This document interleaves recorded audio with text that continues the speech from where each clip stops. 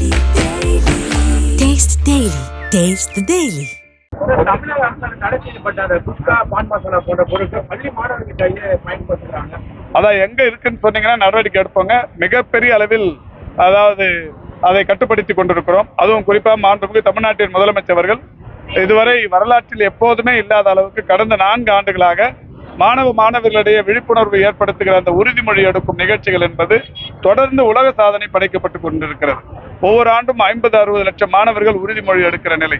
அது மட்டுமல்ல, காவல்துறை, உள்ளாட்சி அமைப்புகள், மக்கள் நல்வாழ்வுத்துறை போன்ற பல்வேறு துறைகள் ஒருங்கிணைத்து முதலில் அவர்களுக்கு அறிவுறுத்துதல், பிறகு அதை சீஸ் பண்றது, அதுக்கப்புறம் கடைக்கு சீல் வைக்கிறது, இந்த மாதிரி ஆயிரக்கணக்கான கடைகள் இப்போது சீல் வைக்கப்பட்டிருக்கிறது. இதில் தொடர்ச்சியாக ஈடுபடுபவர்கள் போதைப் பொருள் நடமாட்டத்துக்கு உறுதுணையாக இருந்து தொடர்ச்சியாக ஈடுபவருடைய சொத்துக்கள் எல்லாமும் கூட பறிமுதல் செய்யப்பட்டிருக்கிறது. அவருடைய வங்கி கணக்குகளும் முடக்கம் செய்யப்பட்டிருக்கிறது.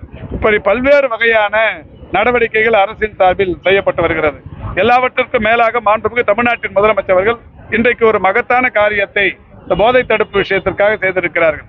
இந்தியாவில் வேறு எந்த அரசு மருத்துவமனையிலும் இல்லாத ஒரு புது நிகழ்வு. 25 இடங்களில் ஏறத்தாழ 16 கோடி ரூபாய் செலவில் 25 இடங்களில் போதை மீட்பு மையங்களை, டி அடிக்ஷன் சென்டர்ஸ் இன்றைக்கு காணொலி வாயிலாக திறந்து வைத்திருக்கிறார்கள்.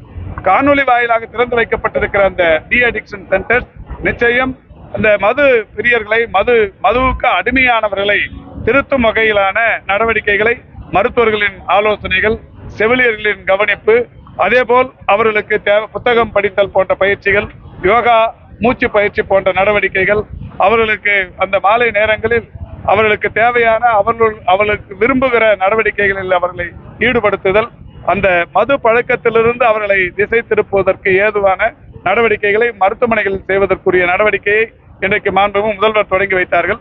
அதற்கு நாங்கள் போதை மீட்பு மையங்கள் என்றுதான் பெயரிட்டிருந்தோம்.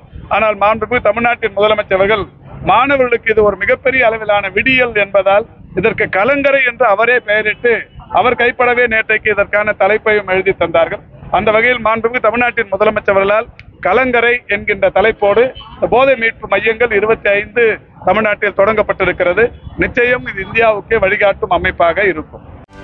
செய்திகளை உடனுக்குடனும் துல்லியமாகவும் தெரிந்து கொள்ள சப்ஸ்கிரைப் பண்ணுங்க.